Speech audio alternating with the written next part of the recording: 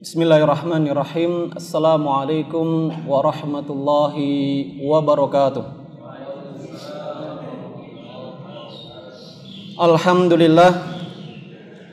Alhamdulillahilladzi hadana lihada wa ma kunna linahtadiya laula an hadanallah.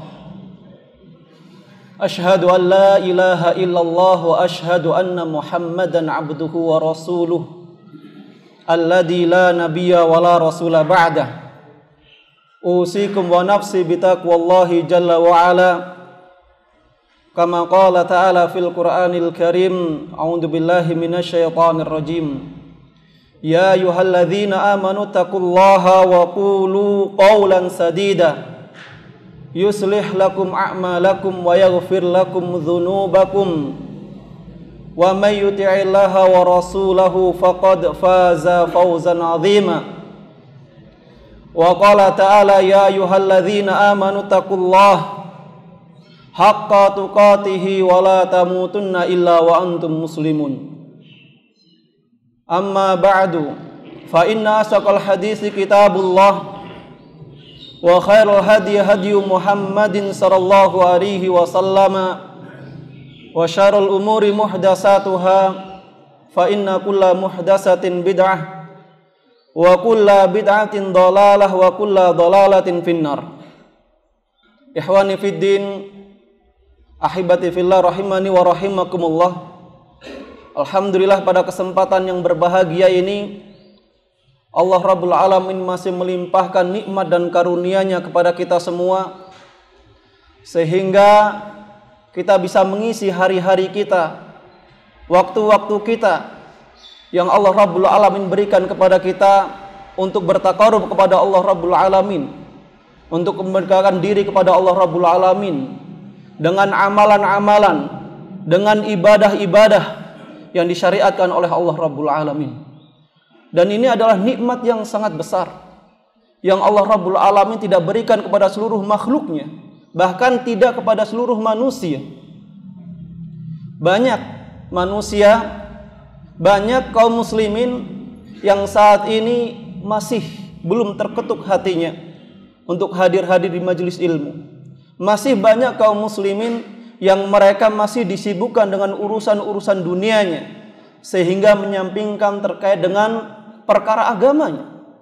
Banyak dari kaum muslimin yang mereka masih beribadah tidak sesuai dengan tatanan apa-apa yang diajarkan oleh Rasulullah Muhammad sallallahu alaihi wasallam. Oleh sebab itu, ini perlu sekali kita syukuri nikmat ini. Dan juga tentunya nikmat rasa aman, yang ini juga tak kalah penting, yang harus kita jaga. Karena mungkin banyak saudara-saudara kita yang ingin belajar, yang ingin berthalabul ilm, yang ingin mendekatkan diri kepada Allah Rabbul Alamin, mereka terhalang. Mereka tidak mampu karena segi keamanan.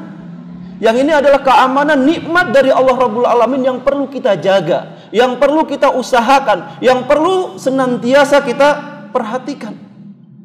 Nikmat-nikmat yang lain yang tak kalah penting, terutama adalah nikmat keimanan yang ada pada diri kita, yang sehingga nikmat ini yang menjadikan amalan-amalan kita berharga, dicatat di sisi Allah Rabbul Alamin dan bermanfaat, bukan hanya kelak nanti di akhirat, bahkan ketika kita hidup di dunia ini. Salawat seiring salam Allah mudah-mudahan senantiasa tercurahkan kepada Nabi Agung Muhammad sallallahu alaihi wasallam, yang mana beliau adalah Nabi dan Rasul, Khatimul Anbiya wal Mursalin, qudwah kita semua, tauladan kita semua. Bagi kita yang mengaku sebagai umatnya, beliau adalah sosok manusia yang paling pas, yang paling harus kita ikuti, baik terkait dengan tata cara berucap, bertingkah laku, beribadah, bermuamalah, atau lebih dari hal itu semua. Harus beliau sallallahu alaihi wasallam kita tauladani dalam kehidupan kita. Dan beliau sallallahu alaihi wasallam telah mengajarkan kepada kita dan mencontohkan kepada kita semua hal. Bahkan digambarkan lailuha kanaharuha kanahariha sawaun la yazighu anha illa halik. Sampai-sampai diumpamakan malam harinya bagaikan siang, terang benderang. Dalam artian apa? Tidak ada sesuatu apapun terkait dengan hal-hal yang bisa mendekatkan diri kita kepada Allah, yang bisa kita semua meraih surga Allah Rabbul Alamin, illa qad buyyina lakum, kecuali telah dijelaskan kepada kita, dicontohkan kepada kita, diajarkan kepada kita. Begitu pula hal-hal yang buruk, hal-hal yang bisa mendatangkan kemurkaan Allah, hal-hal yang bisa seseorang masuk ke dalam api neraka. Beliau sallallahu alaihi wasallam pun telah mengingatkan, telah menjelaskan, dan telah mewanti-wanti terkait dengan hal itu semua. Tinggal kita sebagai umatnya, benarkah kita sebagai umatnya yang mentauladani beliau, yang mengikuti beliau terkait dengan melaksanakan apa-apa yang diperintahkan oleh Allah Rabbul Alamin dan meninggalkan apa-apa yang dilarang oleh Allah Rabbul Alamin. Ahibati fillah, ihwani fiddin, saudara-saudaraku seiman dan seperjuangan. Pada kesempatan yang mulia ini sedikit kita ingin merenungi atau membahas terkait dengan masalah hijrah. Yang kalimat yang mungkin kita semua sudah tidak asing di telinga kita, bahkan viral, baik di dunia nyata maupun di dunia tidak nyata atau online. Kalau sekarang dinyatakan dunia tidak nyata, lebih identiknya kepada dunia maya, bukan dunia gaib. Yang sekarang sedang viralnya, yaitu kalimat hijrah, yang mana kalimat ini banyak digaungkan, banyak disebarkan, banyak didakwahkan oleh aktivis-aktivis dakwah, oleh kaum muslimin. Dan ini memang harus kita sama-sama ketahui dan juga perjuangkan, dan juga kita melihat diri kita, benarkah kita termasuk orang yang telah berhijrah. Oleh sebab itu perlu kita sama-sama renungi. Kenapa? Karena di sana ada orang yang mengatakan dirinya sudah berhijrah. Terlihat dari penampilannya, yang dulu tidak berjenggot sekarang berjenggot, yang dulu masih memelihara kumis sekarang dipotong kumisnya, yang dulu celananya masih isbal diseret kemana-mana sekarang sudah di atas mata kaki, yang dulu belum menutup aurat sekarang telah menutup aurat, dan lain sebagainya. Yang dulu kerja di bank ribawi sekarang sudah off, nggak kerja di bank ribawi. Yang dulu naudzubillah berkecimpung dengan berbagai macam kemaksiatan, perbuatan zina, minum khamar, syarbud dukhan, ngerokok dan lain sebagainya, tinggalkan. Alhamdulillah, ini adalah karunia besar dari Allah Rabbul Alamin ketika kita meninggalkan itu semua. Cuman permasalahan kita meninggalkan itu semua, hal-hal yang dilarang oleh Allah Rabbul Alamin itu karena apa? Gara-gara teman? Gara-gara orang tua? Gara-gara guru atau ustadznya ketika sedang belajar? Atau gara-gara tempat di mana ia sedang bekerja? Anak mah sebenarnya pakai celana, pinginnya mah yang diseret, keren, modif yang bawahnya itu kecil gitu. Tapi ya karena peraturan di yayasan, peraturan di kita nggak boleh begitu. Ya udahlah. Kalimat ya udahlah ini. Wah, saya mah sebenarnya jenggot mah nggak pantas dipelihara, kelihatan tua, kelihatan nggak keren gitu. Tapi ya gimana kalau dicukur kelihatan sekali, nggak dibilang mutawwi, nggak dibilang ustadz nanti, dan lain sebagainya. Yang ini sekali lagi perlu kita sama mempelajari bersama atau merenungkan kembali terkait dengan hal-hal yang tadi sedikit saya gambarkan. Ahibati fillah, ikhwani fiddin, azani Allahu wa iyyakum.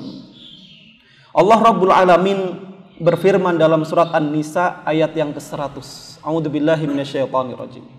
Wa may yuhajiru fi sabilillah yajid fil ardi muraghaman katsiran wa sa'ah. Wa man yuhajir fi sabilillah. Kalimat barang siapa yuhajir, berhijrah, yang nanti insya Allah akan kita jelaskan apa yang maksud hijrah di sini. Yang hijrahnya itu fisabilillah, karena Allah, di jalan Allah, bukan karena pimpinan, bukan karena manusia, bukan karena kerjaan, bukan karena sedang tren, tapi karena Allah. Fisabilillah, Dia meninggalkan tidak berhubungan dengan lawan jenis yang tidak halal baginya karena Allah. Dia meninggalkan rokok yang sebelumnya kecanduan. Ia tinggalkan karena Allah, fi sabilillah. Dia meninggalkan apa-apa yang dilarang karena Allah, fi sabilillah. Yajid lahu muraghaman katsiran wasa'ah. Dia akan mendapatkan, ya, dia akan mendapatkan solusi yang banyak, muraghaman katsirah. Ia meninggalkan pekerjaan yang sebelumnya dilarang oleh Allah. Kemudian dia tinggalkan pekerjaan tersebut karena Allah. Allah Rabbul Alamin akan jadikan muraghaman katsirah, akan didapatkan solusi-solusi yang banyak. Meninggalkan apa-apa yang dilarang oleh Allah Rabbul Alamin akan digantikan oleh Allah Rabbul Alamin dengan solusi-solusi yang banyak. Yang sebelumnya mungkin yang suka melakukan hal-hal yang dilarang oleh Allah Rabbul Alamin, sukanya hanya menyendiri di ruangan yang sempit. Ketika ia hijrah karena Allah Rabbul Alamin, ia sukanya berinteraksi dengan ikhwahnya, berkumpul dengan saudara-saudaranya. Kenapa? Ketika berkumpul dengan saudara-saudaranya, ketika ia lupa melakukan hal-hal yang dilarang oleh Allah, diingatkan oleh temannya. Kemudian ketika melihat saudara yang sedang kesusahan, kesulitan, ia bisa membantunya. Ketika melihat berbagai macam kemungkaran, ia berupaya untuk menghilangkannya, mendapatkan solusi yang lebih banyak. Yang tadinya bekerja di bank ribawi, yang tiap harinya berurusan dengan uang-uang yang tidak jelas, yang haram hukumnya, ketika ia tinggalkan karena Allah Rabbul Alamin, Allah janjikan muraghaman katsirah, solusi yang banyak. Yang ini terkadang jiwa-jiwa kita yang masih kerdil, yang masih belum yakin tentang janji Allah Rabbul Alamin, kalau meninggalkan apa-apa yang dilarang oleh Allah Rabbul Alamin, masih berpikir ulang 1000 kali lipat atau lebih dari itu. Nanti kalau saya keluar nih dari kerjaan saya di bank ribawi yang gajinya sebulan, ya, sebulan itu ya paling kecil itu cleaning service-nya 5 juta. Ya, bagian security-nya saja, ya, itu Anda pernah ngobrol gitu kan, 7 juta. Oh, security dan lain sebagainya. Apalagi kalau yang sampai di customer dan lain sebagainya. Tapi dia tinggalkan itu dengan penuh keyakinan karena Allah fi sabilillah. Yazid lahu muraghaman. Allah akan berikan solusi yang luas, yang banyak. Yang banyak. Meskipun mungkin di awal-awal ia akan terhambat. Ia akanlah tadinya sebulan bisa ngantongin 7 juta. Sekarang 2 juta. Itu pun masih dibagi-bagi. Yang tadinya gitu kan duduknya di ruangan ber-AC, sekarang panas-panasan. Yang tadinya temannya banyak yang memakai dasi, kemudian memakai sepatu yang klimis, sekarang teman-temannya banyak yang berjenggot, pakaiannya yang koko, borok-borok, pakai dasi, gitu ya. Tapi di balik itu semua, muraghaman katsiran wasa'ah. Bukan hanya solusi yang banyak, bahkan kelapangan-kelapangan. Kelapangan rizki pasti, meskipun kapan itu kita nggak ada yang tahu. Kelapangan dada-dada kita. Ya, alhamdulillah melayani umat, alhamdulillah membantu orang, alhamdulillah meskipun sedikit tapi hasilnya jelas. Daripada hasilnya banyak tapi nggak bisa tidur, hasilnya banyak nggak jelas, hasilnya banyak terancam dari panasnya api neraka jahanam, nggak tenang. Yang berefek itu semua, berefek harta yang kita miliki dari hasil yang haram itu berefek dalam kehidupan kita. Kehidupannya tidak pernah tenang, permasalahan dalam keluarga terus-terusan, dan banyak hal. Efek meskipun dari nominal mungkin lebih besar, dan itu memang disukai oleh kebanyakan manusia. Ya, termasuk anak pribadi. Kalau disuruh 3 juta sama 10 juta, milih 10 juta pasti. Itu manusiawi. Secara zahirnya pasti begitu. Tetapi kalau ditinjau lebih ulang, Kalau kita bandingkan tadi, kalau yang 10 juta dari hasil yang haram, yang bisa mendatangkan murka Allah, atau bahkan bisa menyeret ke dalam api neraka jahanam, yang di situ adalah kesengsaraan yang selama-lamanya, pasti akan memilih biarpun yang sedikit, yang penting berkah. Biarpun berteman dengan orang-orang yang Masya Allah, yang ganteng-ganteng, yang pakai bajunya koko kemana-mana, pakai peci kemana-mana, selalu menyampaikan kalamullah, selalu mengingatkan orang dalam kebaikan. Masya Allah, yajid lahu muraghama wasa', kelapangan dalam hati, ketenangan dalam kehidupannya. Anak-anaknya bisa diajarkan dengan nilai-nilai kebaikan ketika langsung dengannya, atau ketika berkumpul dengan teman-temannya yang lain, yang hidup, yang mereka sama-sama dari keluarga yang memikirkan terkait dengan mendapatkan ridha Allah Rabbul Alamin. Yazid lahu muraghaman katsira wasa'. Ahibati fillah rahimani wa rahimakumullah. Kemudian Rasulullah Muhammad SAW bersabda, man taraka syai'an lillah, barang siapa yang meninggalkan sesuatu yang dilarang oleh Allah Rabbul Alamin, sesuatu yang bisa mendatangkan murka Allah Rabbul Alamin, sesuatu yang bisa mendatangkan kemurkaan Allah Rabbul Alamin. Man taraka syai'an lillah, barang siapa yang meninggalkan sesuatu karena siapa? Karena Allah. Awadallahu khairum minhu, Allah Rabbul Alamin akan gantikan dengan sesuatu yang lebih baik daripada apa yang ia tinggalkan, dari sesuatu yang menjerumuskan atau mengantarkan kepada sesuatu keburukan, diganti oleh Allah Rabbul Alamin. Awadallahu khairum minhu, Allah katakan Allah yang akan ganti, bukan manusia, bukan bos kita, bukan pimpinan kita, bukan yayasan, bukan yang lainnya, tapi Allah. Allah, Rabb kita, Rabb semesta alam, Rabb yang menciptakan kita dan yang mengatur rezeki kita, mengatur kehidupan kita, yang akan menggantikan itu semua.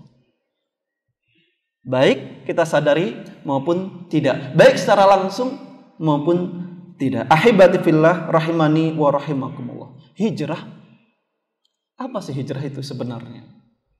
Hijrah itu adalah dalam lughatan adalah disebutkan makna dari hijrah secara bahasa adalah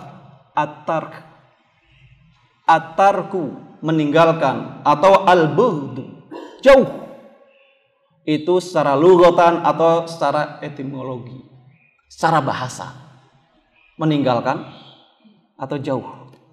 Sedangkan menurut istilahan atau terminologi atau secara bahasa, makna dari hijrah adalah dikatakan oleh Ibnu Qayyim dalam kitabnya Ar-Risalah At-Tabukiyah, dan juga Al-Aiz bin Abdussalam,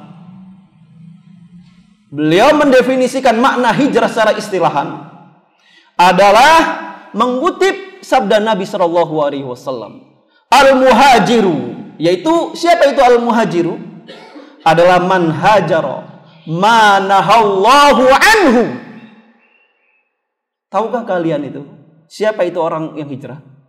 Yaitu orang-orang yang meninggalkan apa-apa yang dilarang oleh Allah Rabbul Alamin. Hadis yang diriwayatkan oleh Imam Bukhari. Saya ulang, siapa itu orang yang berhijrah?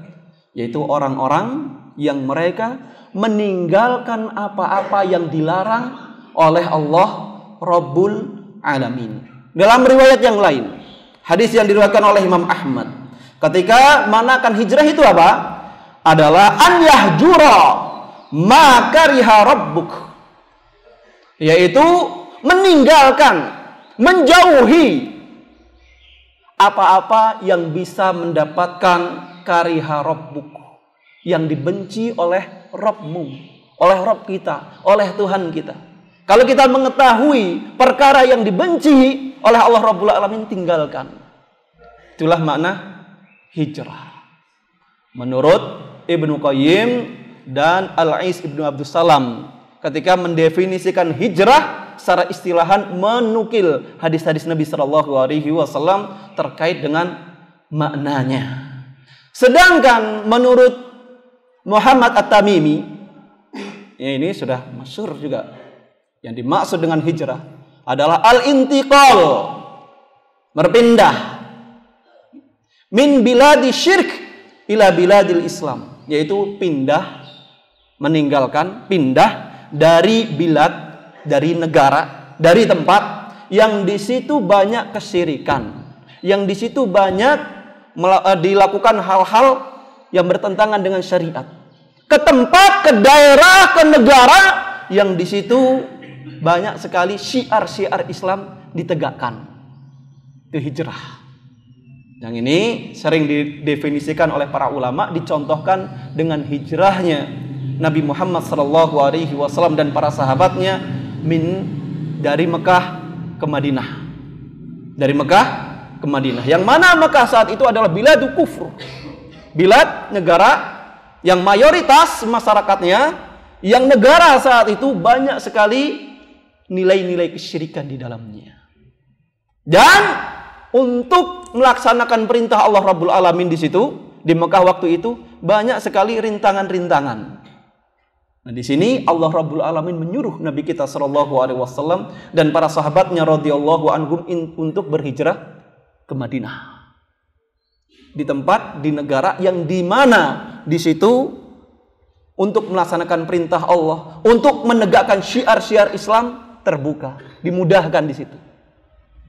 Dan hijrah ini ya masih berlaku ila qiyamis saah, sampai nanti hari kiamat.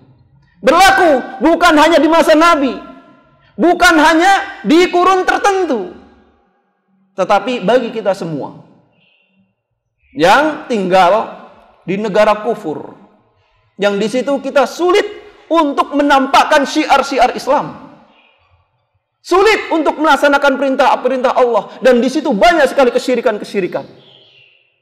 Dan kita mampu untuk berhijrah, disuruh untuk berhijrah, disuruh untuk meninggalkan tempat tersebut, ditinggalkan semua itu, meskipun tempat itu dari segi duniawi mungkin menjanjikan, mungkin lebih indah, mungkin lebih bagus, lebih menggiurkan, tapi tidak bisa menerapkan syariat Islam, tidak bisa mengumandangkan adzan secara leluasa, tidak bisa melaksanakan sholat berjamaah, apalagi thalabul ilm seperti ini. Ya, ketika ia mempunyai kemampuan untuk suruh hijrah ke tempat, ke negeri yang dimana ia bisa melaksanakan perintah Allah, bisa menampakkan syiar-syiar Islam, bisa kita melaksanakan syariat Islam secara maksimal. Ini kalau kita mampu, dan ini masih berlaku sampai kapanpun. Ketika memang kita tinggalnya di daerah atau biladul kufur. Kalau kita tinggalnya di negeri Islam, beda lagi. Ya, jangan sampai salah. Ketika diinvasi, diserang, di bumi hanguskan, ya, jangan sampai bilang, udah hijrah aja, tinggalin. Bumi Allah itu luas, tinggalkan situ. Ya, padahal di situ tanah kelahirannya, negeri kaum muslimin.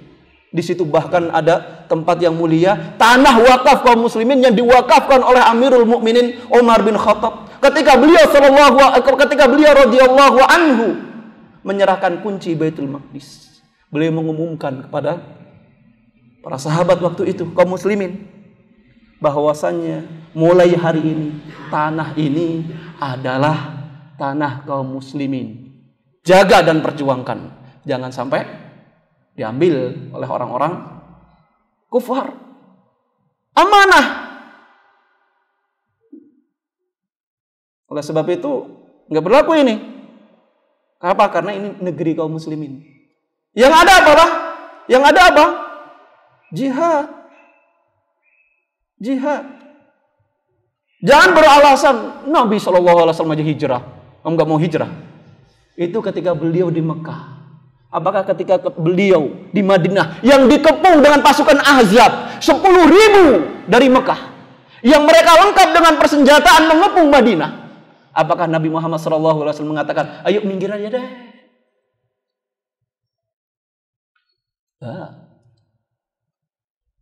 Pertahankan semaksimal mungkin. Meskipun dalam kondisi sulit. Yaumul Ahzab disebutkan, yang sering disebutkan oleh ustadz kita termasuk, digambarkan bagaimana perang Ahzab kondisinya. Kaum muslimin dalam kondisi kesulitan. Banyak kaum muslimin sampai perutnya diganjal dengan kerikil. Karena apa? Menahan lapar. Tahankan. Tapi Nabi SAW tidak mengatakan, mundur, ayo pergi, tinggalin. Nah. Ahibati fillah rahimani wa rahimakumullah. Ini terkait dengan masalah hijrah. Ya. Dan hijrah yanqasimu ila qismain. Hijrah itu dibagi menjadi dua. Yang pertama, hijrah bil jasad, yaitu hijrah fisik. Ya, hijrah fisik yang tadi kita sebutkan dari negeri kufar ke negeri kaum muslimin. Yang tadinya memotong jenggot jadi memelihara jenggot. Yang tadinya suka isbal kemudian tidak isbal. Fisik. Ya. Kemudian melaksanakan, ditinggalkan itu semua dan kemudian beralih kepada yang disyariatkan oleh Allah Rabbul Alamin. Ini tingkatan hijrah yang pertama. Dan ini sudah merupakan Masya Allah karunia yang besar dari Allah Rabbul Alamin. Tetapi perlu kita sama-sama ingat, ini tingkatan yang pertama, tingkatan dasar. Yang banyak booming orang mengatakan hijrah itu identiknya dengan itu. Seolah-olah sudah cukup dengan hal-hal yang sifatnya terlihat dari fisik saja. Ya. Beranggap bahwasanya hijrah itu hanya itu. Yang penting menutup aurat. Katakan bahkan kalau identik dengan hijrah itu yang tadinya tidak menutup aurat menjadi menutup aurat. Betul. Ini salah satu tingkatan hijrah, tapi tingkatan hijrah yang paling dasar. Dan ini nikmat karunia dari Allah Rabbul Alamin yang perlu kita perjuangkan, yang perlu kita dakwahkan. Tetapi nggak cukup dengan itu semua. Nggak cukup hanya level dasar ini, level pertama ini, pembagian yang pertama ini. Ada bagian yang lebih, tahapan yang lebih selanjutnya, yaitu hijrah bil qalb. Hijrah hati kita. Yang tadinya ya berharap kepada manusia, berharap kepada makhluknya, hijrah, tinggalkan itu semua. Tidak berharap ketika melaksanakan suatu amalan, suatu pekerjaan, suatu aktivitas kecuali hanya pada Allah. Yang tadinya masih khawatir, takut kepada manusia, takut kepada bosnya, takut kepada perusahaan, takut kepada tempat bekerjanya. Apabila tidak hadir tepat waktu, ya, nanti kafalahnya dipotong, atau bahkan nanti kena mutasi, atau bahkan lebih dari itu. Bahkan hadir kajian gara-gara nanti takut dipotong, takut apa? Dikeluarkan, atau takut bahwasanya nanti tidak bisa menghidupi keluarganya. Bahkan takut punya anak banyak. Kenapa? Nanti nggak bisa makan, nanti nggak bisa mengurusnya. Takut, yang tadinya takut kepada hal-hal seperti itu menjadi takut hanya kepada Allah Rabbul Alamin.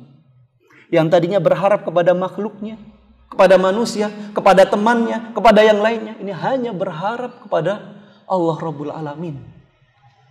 Ya, inilah yang disebut tadi makna hijrah yang disebutkan dalam hadis Nabi SAW, al-hijratu, yaitu al-hijratu dalam man hajara ma nahallahu an, yaitu meninggalkan sesuatu yang dilarang oleh Allah Rabbul Alamin, ya, pada hal yang diperintahkan oleh Allah Rabbul Alamin. Kita tidak meninggalkan pekerjaan-pekerjaan kita yang sebelumnya bertentangan dengan agama, bertentangan syariat, kecuali kita hanya mengharap Allah Rabbul Alamin. Kecuali kita hanya meyakini Allah yang memberikan rezeki kepada kita, bukan yang lainnya. Yang tadinya ya masih bergantung dengan manusia, bergantung kepada pekerjaan, menjadi bergantung, tidak bergantung kecuali hanya kepada Allah Rabbul Alamin. Dan ini perlu kita perhatikan terkait dengan masalah hijrah fil qalb ini. Hijrah terkait dengan amalan hati. Ya, karena Nabi SAW bersabda, la yastaqimul imanul abd hatta yastaqimu ma fi qalbi. Tidaklah keimanan seorang hamba itu tidak akan istiqam, tidak akan utuh, tidak akan benar, tidak akan lurus hatta yastaqima ma fil qalb, sampai apa-apa yang di dalam hati ini lurus, benar. Dalam artian ya, tidak cukup hanya sekedar kita menampakkan hijrah yang dohir-dohir saja, tetapi harus lebih dari itu. Terkait dengan hijrah qalb ini harus lebih kita perhatikan. Yang tadinya meninggalkan musik, yang kalau seumpama meninggalkan musik karena musik itu kayaknya sekarang sudah nggak tren deh, jadi ke Al-Quran yang lagi tren, yang lagi booming. Jadi beralih, yang tadinya penyanyi suaranya indah-indah jadi ke Al-Quran. Karena untuk apa? Hanya sekedar tren, hanya sekedar yang sedang viral saat ini, atau hanya sekedar konten. Menjadi meninggalkan itu semua karena Allah Rabbul Alamin, karena meyakini Allah Rabbul Alamin yang melarang itu semua, karena meyakini Allah yang menjamin rezeki, bukan yang membayar kita, bukan follower-follower kita di dunia ini, tapi Allah Rabbul Alamin, Rabb kita dan Rabb semesta alam. Dan tentunya ketika kita hijrah dengan sebenar-benar hijrah, pasti kita akan diuji oleh Allah Rabbul Alamin untuk membuktikan benar-benarkah kita telah berhijrah dengan hijrah yang sebenar-benarnya. Karena ketika seseorang melafatkan, mengatakan, memviralkan, menyatakan dirinya, saya telah berhijrah, inni muhajiratun ila rabbi, aku telah berhijrah kepada Allah, bukan kepada yang lainnya, ini pasti ia akan berhadapan dengan firman Allah Rabbul Alamin dalam surat Al-Ankabut, yang mana Allah Rabbul Alamin berfirman dalam ayat yang kedua, am hasibtum ayyakula amana wa hum la yuftanun. Apakah kalian menyangka kalian bisa mengatakan amanna, kami beriman, wa hum la yuftanun, sedangkan mereka tidak diuji oleh Allah Rabbul Alamin untuk melihat kadar benarkah ucapanmu kamu telah berhijrah, benarkah fisikmu ini telah berhijrah. Jangan-jangan baru sedikit dikasih sandungan-sandungan dalam berhijrah, dalam melaksanakan perintah Allah, sudah kembali lagi, sudah meninggalkan lagi syariat Islam, sudah berkumpul lagi dengan orang-orang yang jauh dari hidayah. Benarkah kita telah berhijrah karena ini muhajiratun ila rabbi, tulus karena Allah Rabbul Alamin? Ketika diuji oleh Allah Rabbul Alamin untuk membedakan mana ini yang benar-benar orang yang benar-benar berhijrah kepada Allah Rabbul Alamin dan yang mana hanya sekedar di lisannya saja. Ahibati fillah rahimani wa rahimakumullah. Singkat dari ini semua karena terbatasan waktu, kaidah penting tentang berhijrah, bahwasanya hijrah fisik maupun hijrah hati, tadi yang sebutkan dua hal itu, jenis kedua-duanya ini merupakan ibadah yang agung, merupakan ibadah yang agung yang perlu kita jaga, yang perlu kita perjuangkan, yang perlu benar-benar kita perhatikan, baik terkait dengan fisik kita. Kenapa? Karena amalan itu bukan hanya di hati, ya, karena yang di hati itu akan terlihat yang di apa yang kita lakukan. Sebagaimana Nabi SAW bersabda dalam hadis yang diriwayatkan oleh Imam Bukhari, kita menjelaskan bahwasanya kenapa tadi katakan hati itu perkara yang sangat penting. Beliau mengatakan, ala inna fil jasadi mudghah. Ketahuilah oleh kita semua bahwasanya di jasad kita manusia ini ada yang namanya mudghah, hati. Idza salahat, salahal jasadu kullu. Apabila hati yang ada pada diri seseorang itu baik, itu akan berpengaruh kepada jasad kita, akan berpengaruh kepada lisan kita, akan berpengaruh kepada tangan kita, akan berpengaruh kepada panca indera kita yang lain. Idza salahat salahal jasadu kullu. Apabila hati yang ada pada diri kita ini baik sesuai dengan apa yang diperintahkan oleh Allah Rabbul Alamin, akan baik anggota tubuh kita. Wa idza fasadat, apabila hati ini rusak, apabila hati ini tidak baik, fasadat jasadul kulluh. Imbasnya pun kepada jasad kulluh, kepada anggota tubuh kita, lisan kita, tangan kita, kaki kita, dan semua anggota tubuh kita lain.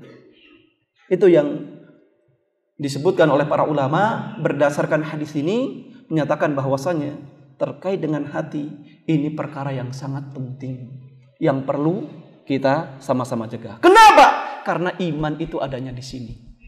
Nabi SAW bersabda, at-taqwa hahuna. Dasar keimanan itu pada dasarnya ada di sini. Takwa itu adanya di sini. Wa asara ila sadri salasa. Beliau menunjuk kepada dadanya 3 kali. At-taqwa hahuna, at-taqwa hahuna, at-taqwa hahuna. Takwa itu adanya di sini, di hati. Takwa itu ada di hati. Yang mana ketika hati baik, pasti akan berbuah amalan yang baik. Jangan sebagaimana yang tersebar di kalangan manusia. Ya, bukan berarti yang penting hatinya. Tidak mau menutup aurat, alasan yang penting hatinya sudah ditutup. Tidak mau melaksanakan perintah Allah, yang penting hatinya baik. Gak mungkin ketika hatinya baik ia tidak melaksanakan perintah Allah. Gak mungkin mulutnya berucap demikian apabila hatinya baik. Karena iman itu adalah apa-apa yang ada di dalam hati kita dan kemudian ya diamalkan dengan jawarih kita, dengan arkan kita, dengan anggota tubuh kita yang lain. Itulah iman yang sempurna. Ahibati fillah rahimani wa rahimakumullah. Kemudian hijrah adalah amalan yang mulia, harus diiringi dengan niat yang mulia pula. Ini poin yang kedua. Kita semua sudah sangat menghafal dan sering mendengar atau bahkan menyampaikan terkait dengan pentingnya hadis innamal a'malu binniyat. Tentang masalah niat. Tentang masalah niat. Bahkan para ulama menetapkan hadis-hadis ini di awal-awal kitab-kitab mereka. Kenapa? Karena ini adalah terkait yang sangat penting. Innamal a'malu binniyat wa innamal likulli imri'in ma nawa. Semua itu tergantung pada niatnya dan orang akan mendapatkan sesuai yang diniatkannya. Bahkan termasuk hijrah. Faman kanat hijratuhu ilallah, fahijratuhu ilallah. Barang siapa yang hijrahnya meninggalkan apa-apa yang dilarang oleh Allah Rabbul Alamin karena Allah, fahijratuhu ilallah. Wa man kanat hijratuhu lidunya awi mura'ati yankihuha. Barang siapa yang hijrahnya itu hanya untuk karena dunia atau perempuan yang ia cintai, untuk mendapatkan perempuan yang ia idam-idamkan, fa hijratuhu ila ma hajara ilaihi. Hijrahnya itu ya, sesuai dengan apa yang ia niatkan. Ya, ini penting untuk kita semua, untuk kita ingat-ingat bahwasanya apapun amalannya, termasuk masalah hijrah, ini adalah amalan yang mulia.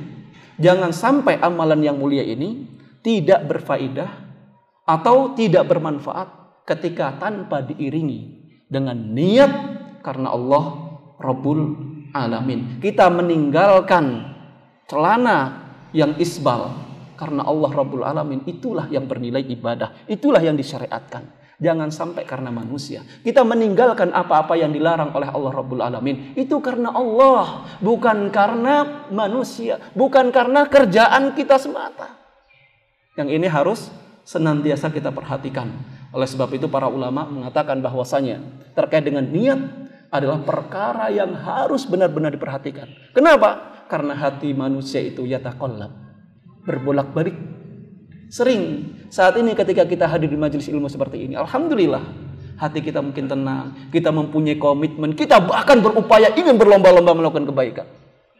Tetapi ketika kita di luar sana melihat berbagai macam kemaksiatan, kemungkaran, atau ketika kita menyendiri dengan HP yang kita miliki masing-masing, apakah kita masih mengatakan hijrah kita, meninggalkan berbagai macam hal yang dilarang itu karena Allah atau yang lainnya. Itu kepada kita semua. Oleh sebab itu, mari kita memperbanyak doa untuk mudah-mudahan Allah Rabbul Alamin memberikan keistiqomahan kepada kita semua dan menetapkan hijrah kita ini karena Allah Rabbul Alamin. Dan jangan lupa ya ikhwah sekalian, asatidzah semua, doakan saudara-saudara kita yang berada di Gaza, yang kita berharap mudah-mudahan di antara doa-doa kita semua ini, ustadz-ustadz, ikhwah-ikhwah yang soleh ini, doa-doa ada yang diijabah oleh Allah Rabbul Alamin. Karena kondisi saudara kita yang ada di sana benar-benar sangat membutuhkan bantuan kita. Paling minimal empati dari kita. Jaga lisan kita dari menyakiti saudara-saudara kita dengan ucapan. Jaga paling minimal empati. Dan yang kedua, kewajiban kita sebagai seorang muslim adalah mendoakannya. Doakan, baik ketika kita sedang sholat, baik itu karena imam membaca qunut nazilah, atau kita masing-masing ketika kita beribadah masing-masing. Ini kewajiban kita.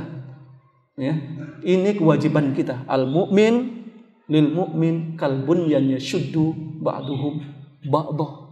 Bahkan seorang mukmin satu dengan yang lainnya adalah bagaikan satu tubuh.